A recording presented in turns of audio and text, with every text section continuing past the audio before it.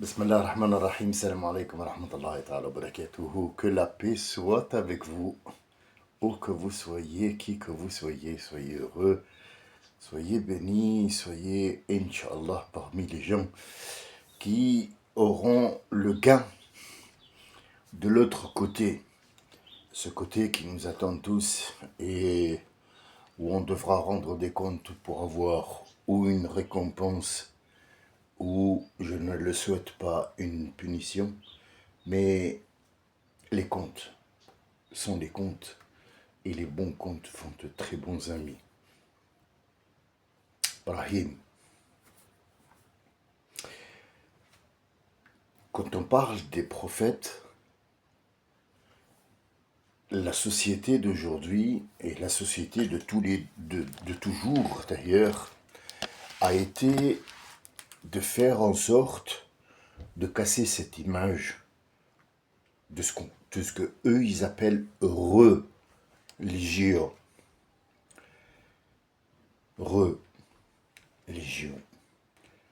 Pourquoi? L'être humain, pour la société, pour les 4 ou 5 ou 6 personnes, attention, quand je dis 5, 6, c'est un chiffre aléatoire, c'est une façon de parler, mais il y en a plus que ça, et heureusement, c'est pas la totalité des gens, veulent garder ce profit. Et ils sont évoqués dans le Coran toujours. Allah dit, si je veux anéantir Qarya. Al-Qarya, il ne parle pas de maison, mais une civilisation ou une dynastie.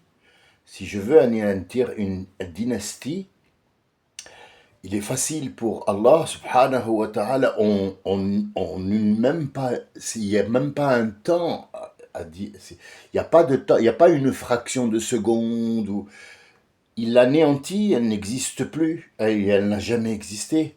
Mais Amarna, nous ordonnons mutrafiha, ceux qui en profitent, fafasaqu fiha, ça veut dire ils vont foutre dedans quelque chose qui va l'anéantir.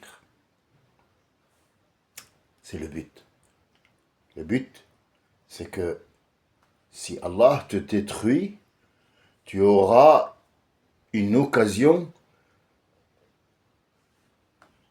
de l'accuser. Or, la destruction, elle vient de toi. De toi, l'être humain. C'est toi qui te détruis toi-même. Mais comme tu ne veux pas l'admettre, il te faut un bouc émissaire. Et Allah Azzawajal t'a donné cette occasion pour que tu sois encore plus dans les dettes. C'est ça le but. Sors de ces dettes. Lâche la prise et reviens à tes origines. Reviens à ton lien. Tu auras un débit à haute définition. Ne te contente pas de quelques petits gigas à gauche et à droite. C'est le but. On est tous Ibrahim, on est tous Mohammed, on est tous Jésus, on est tous Moïse, on est tous les profiteurs et on est tous les diables et on est tous les êtres humains. Chacun de nous a tout ça. Or, quel côté va sortir? C'est là toute la question. On dit qu'on va vivre 100 ans, d'autres qui veulent vivre 1000 ans. Et Allah, il dit, même s'ils veulent vivre 1000 ans, il parle de Bani Israël, ils veulent vivre 1000 ans. Et même si je leur donne l'occasion de vivre 1000 ans, ça ne les rendra pas inaptes au rendement de compte. Au contraire, il va venir avec 1000 ans de compte. Il aurait pu se contenter de 100 ans de compte. Ça fait moins toujours pour l'addition, qu'elle ne soit pas salée. Ibrahim, je m'excuse, je suis un petit peu désorienté. J'ai retiré un calcul rénal. 2 centimètres quand même. Oui, il y a des gens comme ça qui ont les reins qui fabriquent des cristaux. Hein, ils filtrent l'eau et ils gardent tout ce qui n'est pas bon dans l'eau, malheureusement. Moi, j'ai ce problème-là, mais il n'y a rien de grave, c'est juste que c'est des douleurs qui partiront. Et donc, cristal, enfin, cristal, c'est une pierre, oui. C'est une pierre de 2 centimètres et on déguste, on déguste. Voilà. Euh, alors, Ibrahim va partir. Il part avec Sarah, qui sera sa compagne, qu'il a choisie pour compagne. Donc on est dans les 14-15 ans, 14-15 ans d'un certain temps. C'était quand même un homme. Maintenant, vous n'allez pas me contredire, mais disons que quand on va au collège euh, ou au lycée, alors si on est en Europe, c'est différent des autres pays. Mais disons que le temps a changé et que c'est devenu mondial. C'est devenu mondial. À un certain moment, au collège ou bien à l'école, c'est une petite fille. Maintenant, au collège, elle a déjà son 11 ans, elle a déjà son copain, son paquet de cigarettes, et on dirait une fille de 18. On peut pas la. Il faut vraiment prendre la carte d'identité pour voir est-ce qu'elle est mineure ou pas, pour pouvoir un petit peu la situer dans l'âge, parce qu'on ne peut pas les situer. Elles se ressemblent toutes, ou les gamins, c'est plus visible sur un garçon quand il est jeune que sur une fille. Maintenant, avec ce maquillage, avec ce truc, on ne différencie pas. Maintenant, un garçon de 14 ans, on peut le voir comme étant un homme, sauf que ce qui va le trahir, c'est peut-être les petites apparitions de poils sur le visage. C'est peut-être la seule chose qui peut le trahir. Mais sinon, on ne différencie plus maintenant dans le monde entier. Alors, ici, je vous raconte pas, c'est des femmes, on dirait la faculté. On a l'impression que c'est des filles qui vont travailler. Bon, bah, on sait que c'est une fille, c'est pas une femme, mais disons que on ne reconnaît pas une fille qui va au lycée. On peut pas dire qu'elle est jeune ou vieille. C'est un gros problème, oui, pour les profiteurs, pour les délinquants sexuels, pour les kidnappeurs, pour les voleurs, pour toutes sortes de personnes qui sont mal intentionnées dans ce monde. 14 ans, Brahim, c'est déjà un homme dans le désert avec son habit traditionnel, si on peut dire ça. Sarah aussi, c'est une assez femme très belle, conséquente,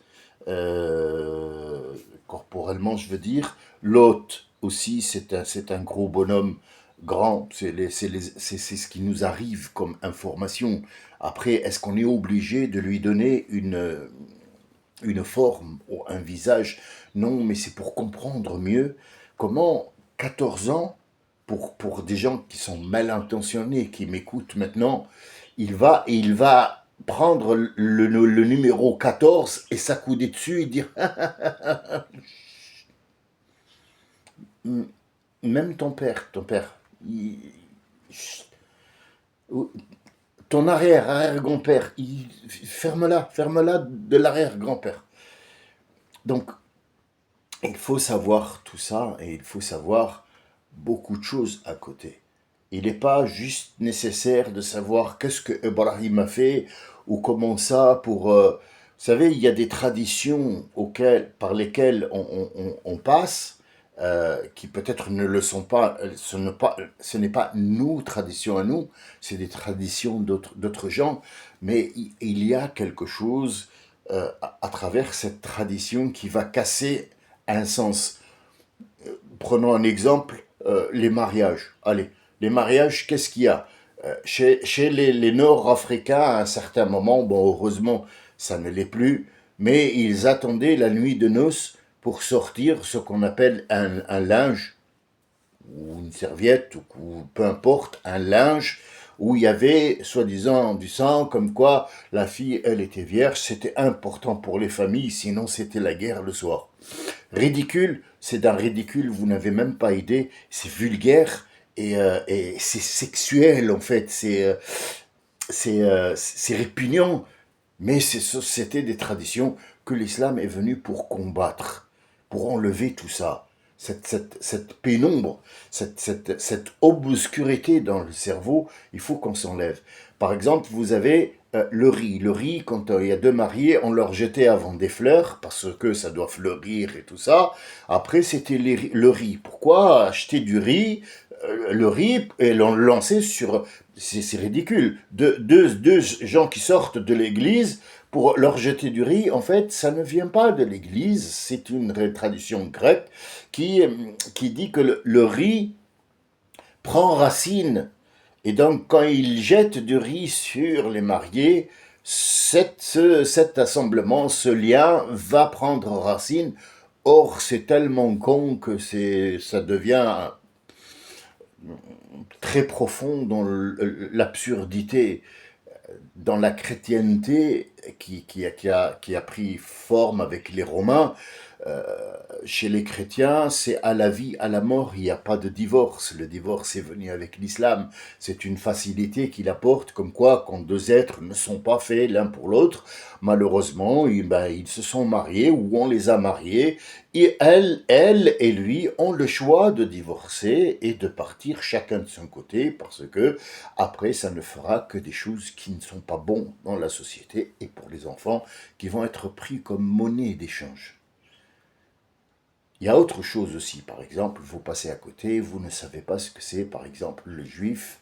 Les juifs, quand ils mettent quelqu'un sur le siège, hein, c'est la mitzvah, ou je ne sais pas comment ça s'appelle, ils le mettent sur une chaise et ils le mettent en haut.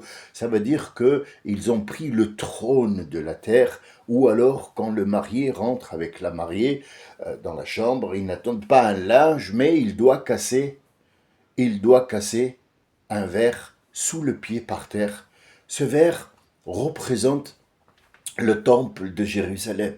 Donc chaque marié doit se donner comme but dans la vie de détruire tout ce qui est temple, tout ce qui est Jérusalem pour pouvoir se l'approprier. Voilà l'essence des choses.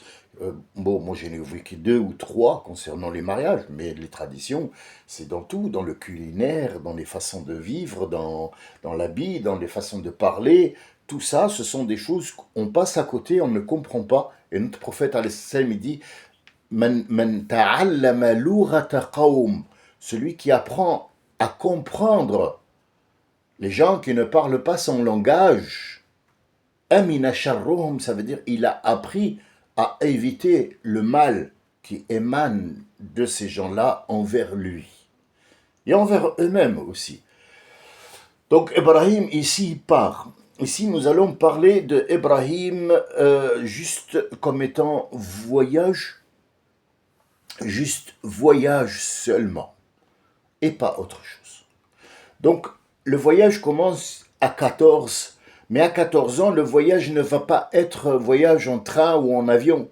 Il va faire plusieurs détours, ce qui va un petit peu semer ce qu'on appelle aujourd'hui les routes, les pays, les endroits qui vont être sacrés. Hein, on va Watini, Wazaytouni, Waturi Sinina, vous voyez, ils viennent déjà, le bateau a atterri euh, euh, sur la montagne excusez-moi, aïe, aïe, aïe, j'ai un petit peu mal. Alors, en Turquie, entre la Turquie et la Grèce, et donc en fait, ça c'est la Turquie, Watini wa Zaytouni, il va aller, après, ils vont aller se diriger vers les Hijaz, mais il va revenir au deuxième point, ça veut dire wa Zaytouni, c'est en Israël, d'aujourd'hui, et puis il va repartir en Égypte pour aller après directement de l'Égypte, il va aller directement à la Mecque pour implanter la première personne au monde qui va être Ismaël et sa maman sur la Mecque. Ça fera wattini wazaytouni waturi sinina wa hadha al-balad al-amin. Il n'y a pas qu'un seul sens dans le Coran, ça reflète l'histoire, peut-être dans un sens la géographie, ou alors peut-être, disons que c'est les directions et non pas la géographie en elle-même. Ça représente l'histoire et ça représente énormément de choses. Maintenant, le contrat qui a été passé entre deux amis intimes, c'est entre Allah et Ibrahim. Ibrahim n'a qu'un seul lien, un seul et unique lien avec son Dieu. Sa femme, il a un amour, un très grand amour pour sa femme et aussi pour ce monde qu'il aime. Parce qu'il y a une particularité chez Ibrahim que personne ne voit arriver, mais qui est écrit, Ibrahim donne, ne prend pas, il donne. Ibrahim n'a jamais mangé tout seul. Il n'a jamais mangé tout seul. Il ne mangera que si il y a quelqu'un avec lui pour partager. Ce sont des choses que Dieu subhanahu wa ta'ala a mis dans Ibrahim et que lui-même a adopté parce qu'il aurait pu refuser. On a tous ça, oui, mais on ne l'utilise pas. Maintenant, on mange, on dort, on s'en fout de ce qui se passe dans le monde. On n'en a rien à foutre. Voilà, j'ai bien mangé, moi, ça va, je dors. Mais l'islam dit que essaye de ne pas dormir. Essaye, je dis bien essaye de ne pas dormir avant de savoir est-ce que les autres, ne serait-ce que les gens que tu connais, tu passes un coup de fil, ça va, c'est pas la peine de lui dire t'as mangé ou pas, ça pourrait être ridicule dans notre temps à nous, mais disons que on peut demander est-ce que ça va ou ça va pas. Il peut ne pas te le dire aussi, par pudeur, par voilà, j'ai pas envie de dire aux gens que moi j'ai rien à manger aujourd'hui, par exemple. Mais ça serait bien de demander aux gens, son fils, son père, sa femme, son cousin, son beau-frère, son frère, son voisin, ça va pas, dis donc, j'ai fait tes pâtes, est-ce que tu veux que je t'emmène? Peut-être pas tous les jours, mais disons que ça fait partie, et ça malheureusement c'est fini, ça. On fait plus ça. On n'en a rien à foutre, personne n'en a rien à foutre. Et je vais être honnête avec vous, euh, parfois, un shaitan vient me dire, ah oui, oui, non, mais attends, personne n'est abri de shaitan, vient me dire, mais qu'est-ce que tu es en train de faire là? Ils sont en train d'écouter, et puis voilà, c'est tout. Après, si tu arrêtes l'émission, enfin l'enregistrement, ils vont retourner à leur vie normale. Et donc, c'est des idées qui viennent comme ça et qui m'empêchent la nuit de dormir. Mais je me dis toujours, si tu as un devoir à faire, fais-le. Tu n'es pas demandé à la fin des temps, tu n'es pas demandé à un résultat. Sachez qu'il y a un prophète qui va venir avec 0,0 gens. Et il y a Moïse qui va venir avec un peuple, Mohammed qui va venir avec un peuple. Des prophètes qui vont venir avec une seule personne, des prophètes qui vont venir avec 3, 4, 5, 6. Ça dépend chacun ce qu'il a pu faire dans ce monde. Le résultat, c'est Allah qui s'en occupe. Il ne te demande pas de résultat, il te demande ce que toi tu as fait pour avoir un résultat, tout simplement, et pas tout bêtement, mais tout simplement. Brahim. Brahim va subir énormément de choses, à part ce qu'il a subi comme le feu, ou bien il a été jeté. Et donc il va passer dans le désert, et donc il y a ce qu'on appelle chez nous, enfin dans le nord africain, on appelle ça des rois. Ce que les Européens disent par exemple des chefs de clan, les Vikings, la tribu de. Et ce chef de tribu, dans l'arabe littéraire, s'appelle roi, Malikoun. Malikoun, ça ne veut pas dire roi dans le sens couronne, mais Malikoun vient du mot mulk. Mulk, ça veut dire il a l'appartenance de la chose lui revient. Même si, par exemple, il a des gens qu'il commande, ou qu'il dirige, ou qu'il gouverne, ce sont ces gens. Ça veut dire le temps qu'il gouverne, ils sont à sa disposition. Disons qu'on va utiliser le mot, ils lui appartiennent. Corps, sans âme. Donc le mot roi en arabe littéraire, c'est quelqu'un qui a le droit de dire oui, de dire non. C'est la personne qui dit celui-là il va mourir et celui-là non. C'est le cas de Namrud.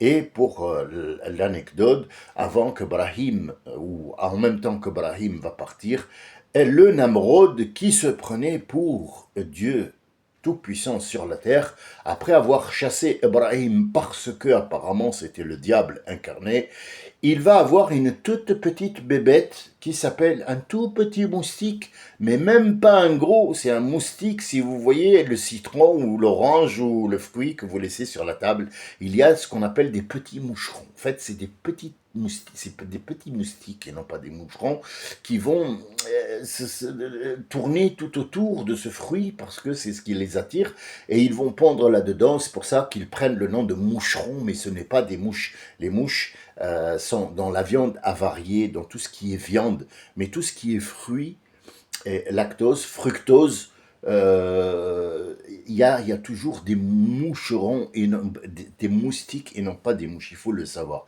La mouche va dans tout ce qui est avarié, donc tout ce qui est merde. Mais le fruit lui-même, quand vous avez par exemple ce qu'on appelle là où vous mettez les épluchures pour faire du, du, du fumier. Donc en fait, on a ces petits moustiques et une de ces moustiques va rentrer dans son oreille qui normalement ne rentre pas. Vous savez que l'œil, le nez, la bouche, les oreilles font des sécrétions comme le corps, comme toutes les parties de tout ton corps, y compris les parties intimes, font des sécrétions qui sont propres à eux. Exemple, l'oreille produit ce qu'on appelle la surhumaine, qui n'est pas, c'est pas une saleté. Bon, s'il y a trop de surhumaine, ça fait comme quoi l'oreille elle est sale et alors on enlève cette boulette. Mais en fait, c'est une forme de cire qui n'a pas vraiment d'odeur chez l'être humain, mais qui repousse tout ce qui peut avoir comme insecte ne peut pas rentrer dans l'oreille à cause de cette odeur-là. Et c'est bien parce que l'oreille est un trou ouvert qui peut être un passage pour les petits trucs volants et peuvent rentrer dans le cerveau comme il a été avec Nemrud. Et il est mort sous le coup des babouches de ses propres esclaves, et alors elle n'arrêtait pas de rentrer dans la tête, et il disait tapez ici, ici, ici, donc il est mort sous ces coups-là. Sa mort revient à dire que il est mort comme il a fait, il est mort une mort atroce, comme il a fait de l'atrocité pour les autres, il va être atrocement puni dans cette terre-là, dans cette vie-là, et après il aura bien sûr des comptes à rendre, c'est tout à fait normal. C'était pas une anecdote, c'est une vraie. Le Namrod est mort comme ça et tous les autres sont morts une mort atroce. Chaque personne qui va faire du mal aura comme mort le résultat de ce qu'il a fait dans la vie d'abord. Et après, les comptes, c'est après. Ne croyez pas que le paradis ou l'enfer, c'est une porte dans laquelle on ouvre et c'est un autre monde qui a été construit par je sais pas quoi, et des couloirs et l'électricité, des machins d'eau. C'est pas ça le paradis, c'est pas ça l'enfer, on en a discuté. L'enfer et le paradis peuvent être déjà dans la terre. Il y a des gens qui vivent l'enfer. Parce que toujours on revient à l'histoire de il n'a pas de quoi manger, il n'a pas de quoi vivre, il a des problèmes. C'est pas lui qui les crée les problèmes, c'est la société qui a créé ces problèmes-là. Malheureusement, lui, il a rien fait ou il ne peut rien faire du tout, donc il est dans ce système-là, il ne peut rien faire du tout, et malheureusement, il vit un enfer, l'enfer d'être dans le besoin. L'autre Et dans le paradis, mais paradis comment? Paradis fiscal, paradis, ça veut dire qu'il est né avec une cuillère dans la bouche, mais ne croyez pas qu'il est dans le paradis matériel, il peut être aussi dans un enfer parce qu'il va chercher les sentiments, il va chercher ce qui lui manque. Les gens qui sont nés dans la richesse et il va chercher à faire quelque chose et donc il peut être aussi vulnérable devant ce chitan qui va lui dire tu as tout mais il te manque des sensations alors va les chercher, ça peut être tuer quelqu'un, ça peut être voler quelqu'un et pourtant il n'est pas dans le besoin mais il a ce truc de aller voler.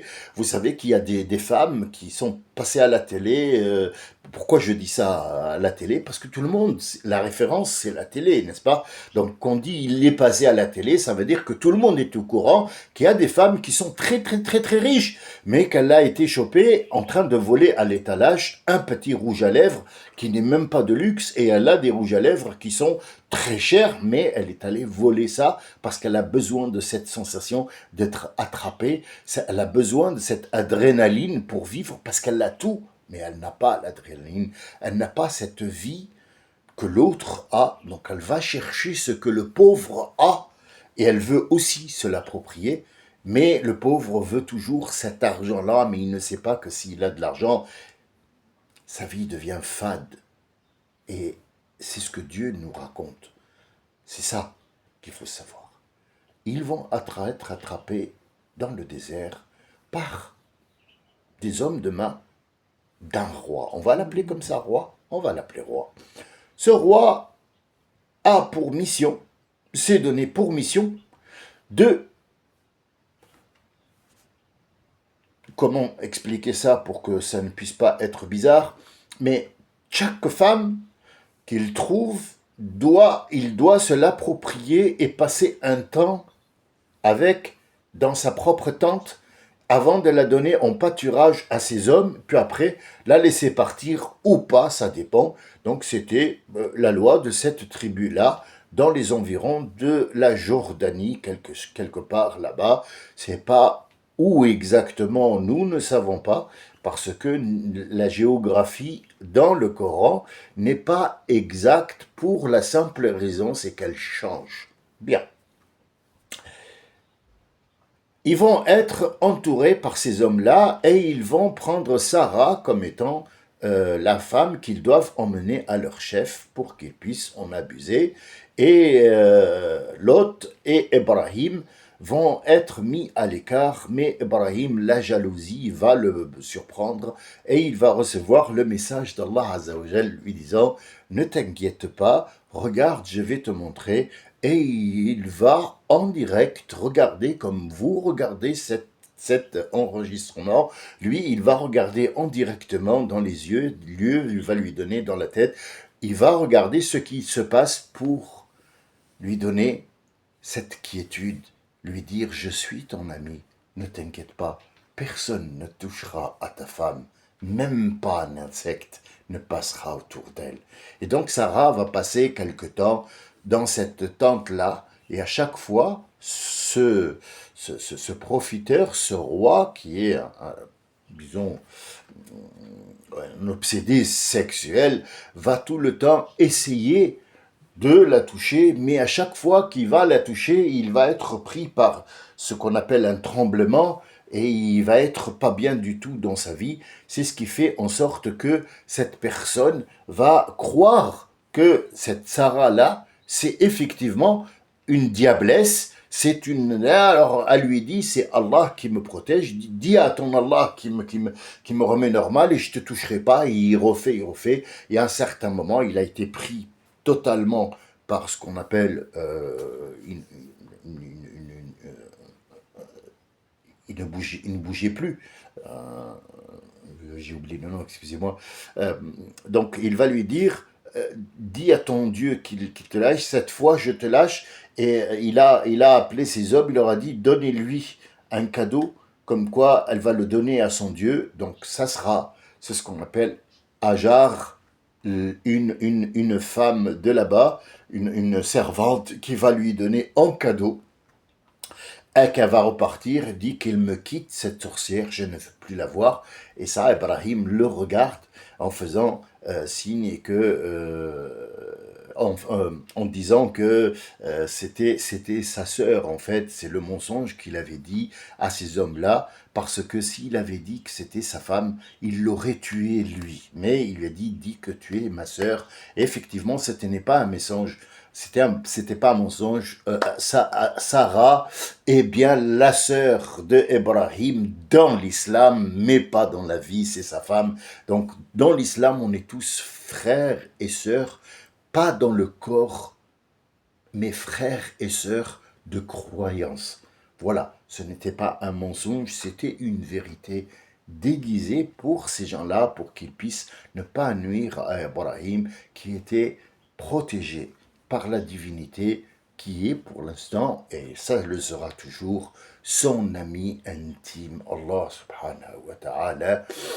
Et donc, Sarah ne donne pas d'enfant, et à travers les années, Brahim l'a su. Et elle aussi le savait qu'elle ne pouvait pas donner d'enfant. Alors comment ils le savent, ces gens-là, à une certaine époque où il n'y avait pas de toubib, il n'y avait pas de test de grossesse? Je pense que chaque siècle, et chaque vie, chaque dynastie, chaque gens qui sont venus ont leur spécialité, et il y a des sages-femmes ou des toubibs ou des gens qui soignent, des herboristes ou quoi que ce soit, qui savent très bien comment faire. Et jusqu'à aujourd'hui, c'est pas parce que on a des appareils qui sont sophistiqués que on peut rien faire sans ces appareils-là. Je vous donne un exemple, le laurier. Ne jamais donner de laurier à une fille parce que ça l'empêche d'avoir des enfants. Il y a des gens qui font du mal, il y a des belles-mères qui font en sorte de faire des avortements à l'époque avec des mélanges de plantes qu'ils connaissent, que tout le monde connaît aujourd'hui.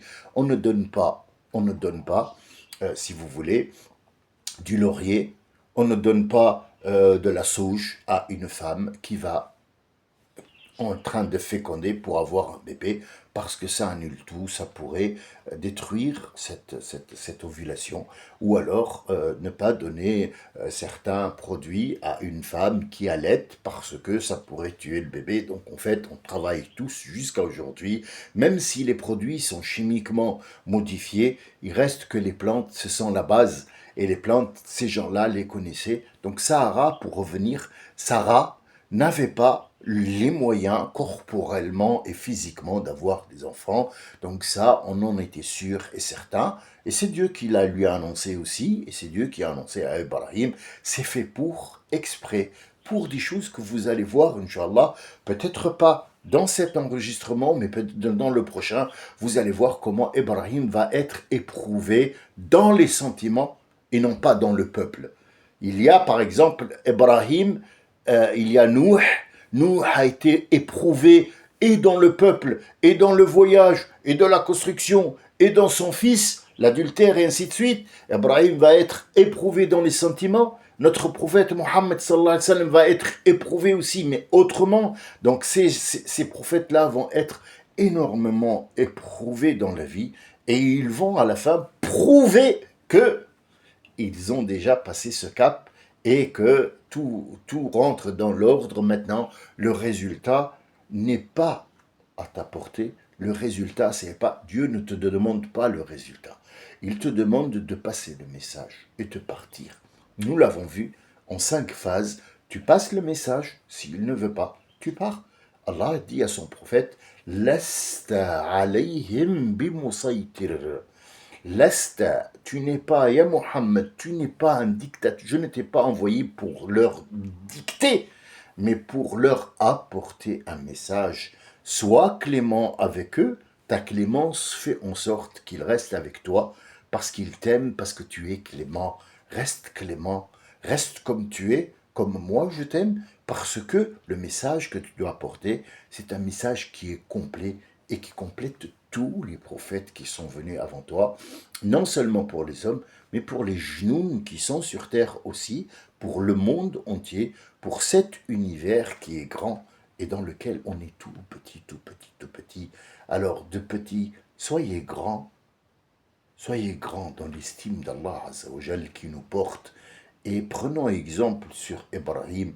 Même si on essaye et même si on n'y arrive pas, au moins vous aurez le privilège d'avoir essayé. Et ça, Inch'Allah, c'est récompensé. Que Dieu vous récompense. Je vous vois, Inch'Allah, dans un autre enregistrement qui soit aussi calme que celui-là. Et je m'excuse, j'ai pas donné énormément d'informations aujourd'hui qui pourraient vous rendre la vie ou la réflexion plus facile parce que je suis un petit peu éprouvé par ce petit caillou. Ben oui, mais je deviens une mine de une mine de cailloux. Et donc voilà, ça va durer un certain temps et ça va partir. Et nous reprendrons la vie où elle était, comme d'habitude, jusqu'à ce que mort s'en suive. J'espère que ça sera euh, une mort agréable, comme la vie a été agréable. Et puis nous verrons notre Dieu, Inch'Allah, qui sera content de nous voir, notre prophète aussi. La vie est toute courte, alors prenez soin de bien la vivre et de bien la fabriquer. Salam alaikum wa rahmatullahi wa barakatuh.